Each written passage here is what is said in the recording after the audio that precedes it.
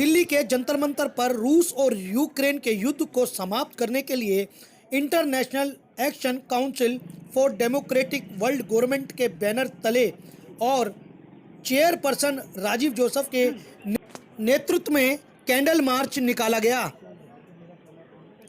इन्होंने कहा कि युद्ध को जल्दी समाप्त करना होगा। यदि रूस और यूक्रेन के बीच यह युद्ध जारी रहेगा तो तीसरा विश्व युद्ध शुरू हो जाएगा। इन्होंने बताया कि प्रथम विश्व युद्ध और द्वितीय विश्व युद्ध दोनों देशों के बीच मामूली विवाद से शुरू हुआ था।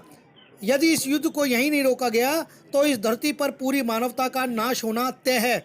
अगर तीसरा विश्व युद्ध हुआ तो इस धरती पर इतिहास लिखने पढ़ने के लिए कोई इतिहासकार, रचिताकार या पाठक नहीं बचेगा। उन्होंने साथ साथ ये भी मांग की है कि विश्व के नेताओं को संयुक्त राष्ट्र संगठन को भंग कर देना चाहिए, जो युद्ध रत देशों को नियंत्रण करने में असमर्थ है, और डेमोक्रेटिक वर्ल्ड गवर्नमेंट का गठन करें जिसे पूरे देश को कंट्रोल करने की शक्ति होगी। International Action Council for Democratic World Government is protesting against war.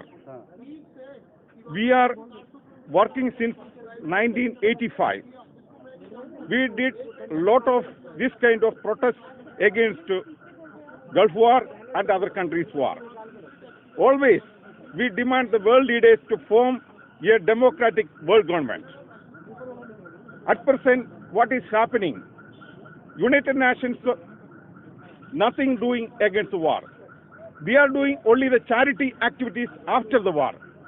They are giving bread and roti after the war. But we demand that United Nations should be dissolved and form a new democratic world government with the representation of all people from all the countries. That is the demand right now. Otherwise, this kind of regional wars, national wars, or international wars will become a third world war. We are against that one. We are. You see the situation in India. Now, Indian government, how functioning? There are 30 states in India. There are a lot of issues between the states. But all the issues are resolving by the Parliament or the Supreme Court of India. The states are not fighting each other. The same model we need in the international level. All the countries should be function under the democratic world government. Don't fight each other. If there is any country attacking another country, the world government should take action. At present, UN nothing doing. Actually, this March, we demand democratic world government and dissolve United Nations. That's all. Thank you. Ma'am क्या कहना चाहेगी नमस्कार जी, मैं प्रियंका अग्रवाल हूँ और आज हम यहाँ कैंडल मार्च कर रहे हैं। पीस एम्बेसडर हैं हम सब। हम ये चाह रहे हैं कि सब जगह अमन हो, शांति हो। ये जो रूस और यूक्रेन की जो लड़ाइयाँ हो रही हैं, इसमें आम जनता सफ़र कर रही है। इतनी ठंड में लोगों के पास ना खाने के लिए है, ना रहने के लिए है। वहाँ पर डर का माहौल है इस टाइम पर।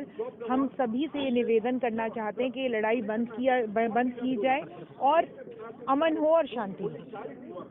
जिस तरीके से सामने आया था कि रूस और यूक्रेन बातचीत कर सकते हैं, टेबल पे बैठ सकते हैं, लेकिन आज 5वां दिन है, लगातार भीषण गोलाबारी यूक्रेन के अंदर की जा रही है। आपकी मांग क्या है? हमारी तो मांग ये है कि भाई वो एक टेबल पे बैठ के इसको सुलटा दे, इस मामले को जितना जल्दी हो सके इसको सेटल करे। और बाकी देशों से भी हम निवेदन करेंगे, जो नाटो देशों ने जो साइन किया था, भाई ये भी मदद करें इनकी और किसी तरीके से इनका मामला सेटल करे और ये लड़ाई बंद हो। अच्छा, मैंने यही बोल रहा हूँ कि अभी युद्ध नहीं होना चाहिए था, क्योंकि अभी देखो रशिया ने बताना क्यों ऐसे एक खत्म उठाया, लेकिन ये सारा वर्ल्ड के लिए एक खतरनाक हो रहा है।